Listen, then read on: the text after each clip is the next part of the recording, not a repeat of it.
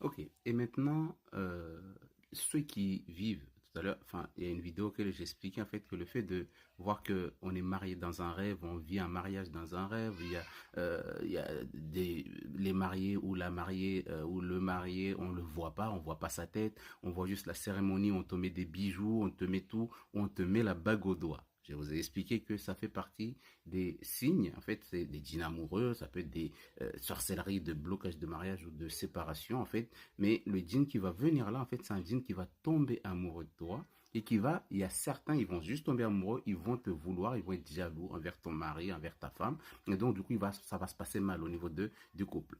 Mais ceux qui te marient, carrément, ça veut dire qu'il y a une liaison qui est très, très forte. C'est pour ça qu'un djinn amoureux, quand il te marie dans les rêves, en fait, il est très compliqué de le combattre. D'accord? Ça ne veut pas dire qu'on va lui donner un pouvoir en se disant oui, il va me tuer, il va faire tout ceci ou cela. Non, c'est pas ça.